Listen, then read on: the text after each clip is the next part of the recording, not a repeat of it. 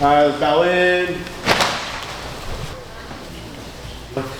So when you're wearing, even when you're doing no-gi, this is still considered a grip, right? So this is considered a grip. When you have someone's wrist, this is a grip, even with no-gi. It's very, very important with gi, just because now I have full control of my opponent. So one thing you always got to remember is you don't want to grip inside, just because if he rips away or something, you can break a finger. Same thing on the pants. So it's always on the outside grips. You don't need to worry about the inside of the lapel though. You can go any type of grip you want, outside, inside. But the biggest thing is going to be on the sleeves and on the pants. So you want to make sure, what I like to do is called the 4-finger grip. I like to curl on the sleeve and make a pocket grip.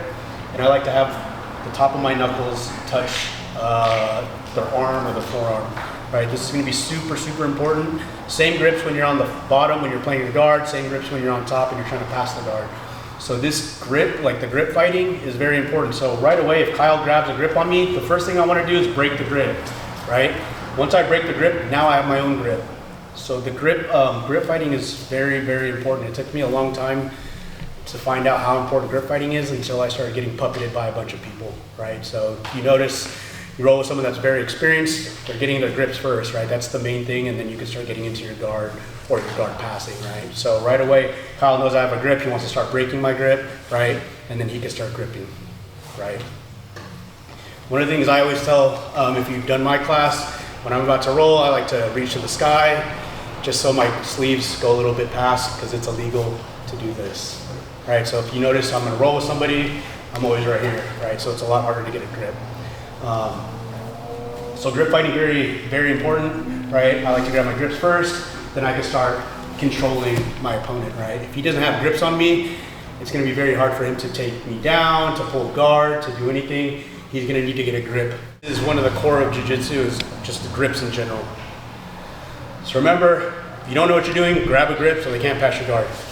Like especially if you're rolling with like Michael, he's passing your guard, he's gonna keep passing until he passes your guard. That's why you gotta have, especially with me, I gotta grab him and make sure that he can't move around. So slows your opponent down, especially the guys that are a lot faster. You wanna make sure you get a grip just so they can't move. What we're gonna go over right now is gonna be how to fall, right? So a lot of times you hear about break falling and all that. So when we fall, we wanna make sure that we absorb the contact with our arm and we don't take all the contact with our back or our leg or whatever the case may be. So when you fall, what you want to do is you want to fall, if you're getting thrown, is with your leg out and this leg here. We don't want to hit our legs together, hit our knees together, or whatever the case may be. So if I'm going to throw Kyle, he's going to absorb the contact with his arm, and he's going to make sure that his knees don't smack together and mess his knee up. So I'm going to go here. So he's going to make sure that his stays here, and then this absorbs the impact, and he's going to smack with that hand.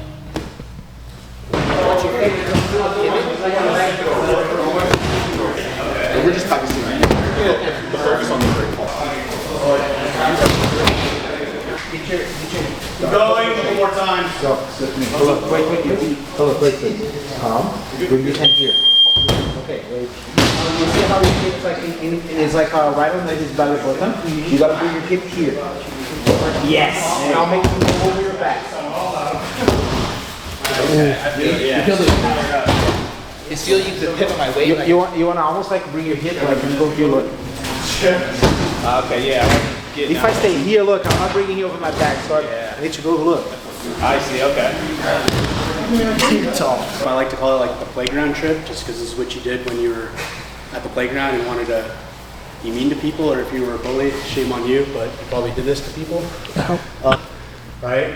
And I like to go to the elbow. So once I go to the elbow, what I like to do is pull up and bring my opponent into me, right? When you're doing this trip, so the trip's gonna be this trip right here, right? But you don't want to be in a 50-50. What we call 50-50 is just like we're here and me and Kyle are right here. So he's standing straight up, I'm standing straight up. If I miss the trip, Kyle's just gonna take me down, right?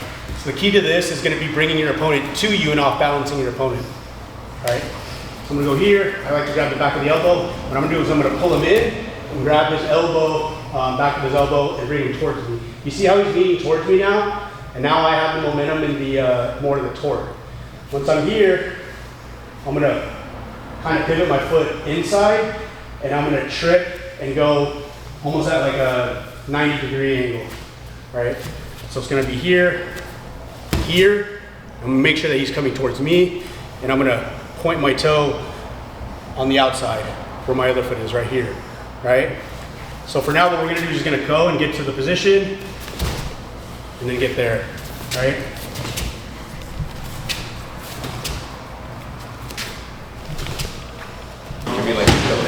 And I'm not here, right? I'm in the back. This allows me to control his spine versus this is more his shoulder. Okay, so here. Now you're bringing now. When I pull, I keep trying to flare my elbows up to get him. They call it kazushi, right? I'm trying to get him off balance. So once I come here and I can just get him off his toes. You see, I'm getting him off his toes. Now once he's here, he's in. Now, you see how like kind of like punching back. Once this is you pull. So you can control his spine, like right behind his neck. Behind his neck, right there. And now you can control his posture. Right? Lift up, head Foot. Nice. up. You kick the leg through, don't finish. There you go. Now push. Now push. Now push. Yes. Yes. You start going for different throws, right? So it's all chaining, just like when you're passing, just like when you're going for your submissions. It's not going to be the first time, right? Unless you just got some really sick entry and you just went for it. But chaining, timing, and knowing, like, if I'm going to step, right? I know Kyle, if I step this way, he's going to step back with that foot, right? Therefore, if I come back this way, he's going to step with that foot. But if I know I'm going to go there, and I'm going to keep pushing, then I can start, foot tripping and start working the feet, right? And remember, like, all that from Jiu Jitsu on the floor, like, there's a whole game of just judo in general, right? So that whole thing is just a different world. So we'll start working a little bit more judo and stuff. To me, it's super fun stuff, just all the different techniques and chaining, going through. This week is going to be guard passing. One of the guards, we always go over some closed guard, openings, so we're going to go over a little bit of passing the half guard, right? Top half guard with me, don't do this to me, because I don't want you to break my half guard. But the big thing with the half guard here is if he has a tight half guard, which you definitely don't want to do, is have him go to his side on his shoulder, right? So right away, what I like to do is I'm going to get a heavy cross face, and if anything, I just want to pin his far shoulder down. In order for him to start making a move, he's going to need to get to his side, right? And start going for underhook or just getting out of that bad position. So when I'm here, I'll go for this cross face, and I'm just gonna keep tons of pressure on this shoulder just to make sure he can't get to that, get to his side. If he gets to his side, then I just want to keep making sure I'm following and making sure that this shoulder gets pinned still. Here, what I like to do is stay with the heavy cross face. I like to go to this hip, so the same hip, or the opposite hip that he has the half guard on. I want to go to this hip. I want to make sure that I have my shoulder into his face. Therefore, if he tries to turn into me, it's going to be a lot harder for him to get to his side if I have shoulder pressure on him. So I'm going to stay here, shoulder pressure. Once I'm here, I'm going to start getting my knees, start climbing my toes to his butt, and getting my knee above his thigh, right? So go this way. So if he has a tight half guard, he's here. I want to make sure, and don't be afraid to keep going back and forth. If for some reason he starts getting to his shoulder, then I'm just going to start going back on and start pressuring this shoulder to make sure that he can't get to his side.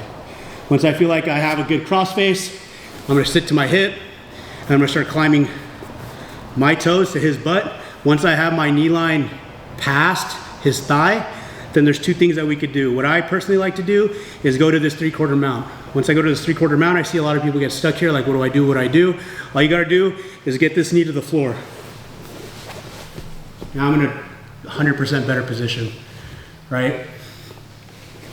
I'm still in that 3/4 guard, but now instead of him being able to attack me from the half guard, I'm just gonna get this knee to the floor, and then I can start opening up the 3/4 guard into the mount. So same thing, for some reason he has a high half guard, what I'm gonna do is gonna keep climbing, and for some reason, say he's really tight on here, use your hand.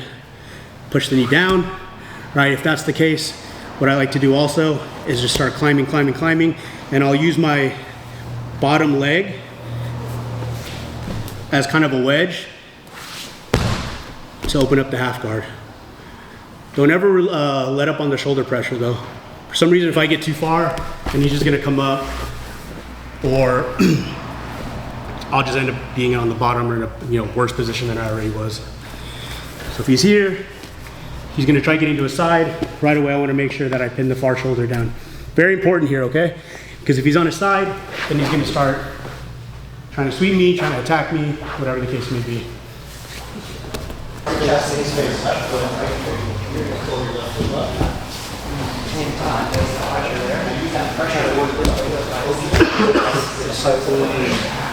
Three-quarter mount, I want you to release the head. Don't grab the head anymore. I want you to establish your position here, right? Because sometimes if I'm here, all Kyle has to do is just turn me over. But if I'm here, and say I have my knee to the floor and I'm still in this mount position, all I gotta go is here, he can't move. And what I want to do is so come this way. I wanna use my chest. Sometimes you gotta be a dick, unfortunately, but I wanna have my chest as heavy on him as possible. I don't wanna be here, right, or here. I wanna be here. Therefore, if you have, maybe somebody has really long legs and you can't open up and get this top butterfly, this makes it so now I can go all the way up here and I can open, all right? So let go of the head. You don't want to get rolled over,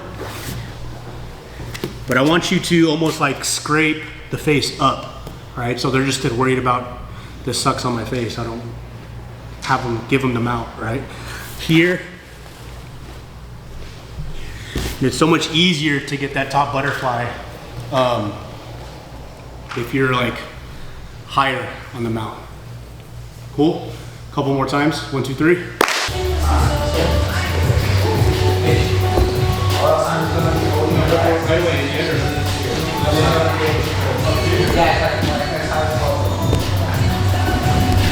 Turn into a brand. There you go. Okay. Yes.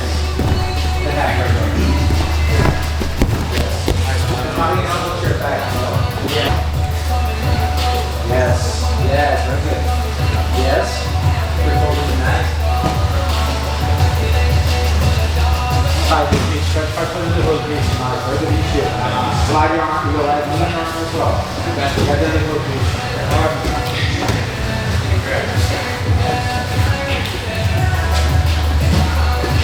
Heavy, nice. Nice.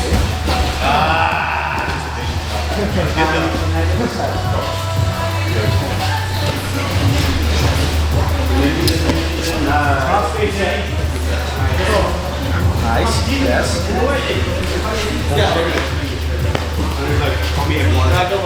Yes. Good cut. Yeah, true.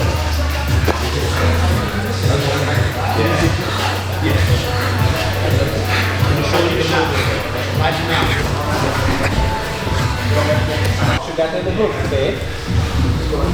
Go, 10 seconds. What's this grip doing? It's doing nothing. Let's have a turn, that's all, don't be there. Yeah, flanking out. Perfect. Stop. Don't pass this. Or Chris, you could probably have to do half much because of it. Just moving into this.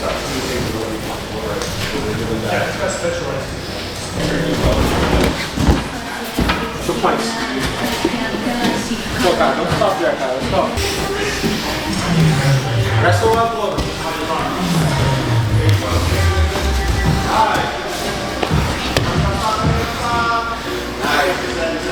Very good.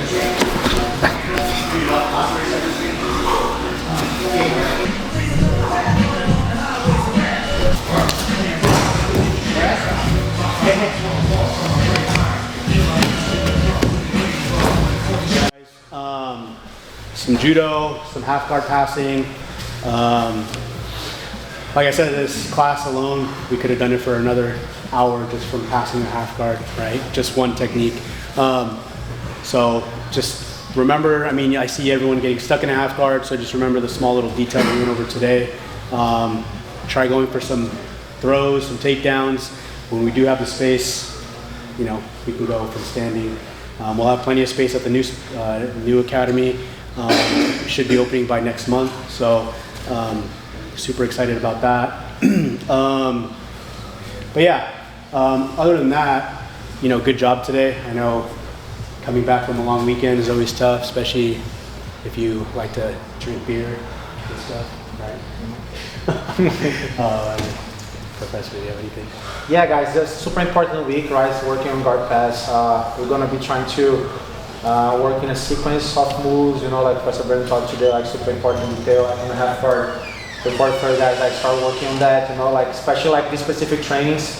It's gonna help you, you know, like because you start like in a really bad spot if you're on bottom, you know, like you already have the shoulder on your face, you know, so being there on that type of uncomfortable position will get you like a lot of mileage, you know, to be able to understand what to do, what not to do from there, you know, like get some mileage, as I said, and really build more experience in this position. And every time you're going to try again, you're going to have like a little bit more like knowledge that's going to help you to progress, you know, so super important, work on that and start the whole week as well. So keep coming, you know, like we have a lot of classes. We might have like more classes when we move to the bigger place, you know, like we had like noon classes today, it's growing up, a no-gi class tomorrow, you know, like Thursday we come back again, Professor Breno. So try to be consistent, guys. We not ask you guys to train like 5 times a week or 6 times a week or whatever. Just try to set your schedule and keep coming consistent, okay? Because that's really gonna help you to progress, you know? Set a schedule, be consistent, keep coming, and then keep making progress on top of that. Good job, you all. Stick around, we could do some more rounds after. And then, like I said, Coach Chris is here for no-gi. Myself, Professor Mair, Thursday will be here for gi. And then Friday, we're not doing the no-gi lab anymore. We'll open that back up once we open the new place. And then Saturday, 10 a.m., we have classes. So open mat at 8 too on Sundays. You guys missed a good one this past Sunday. So bow out. Good job, Grace.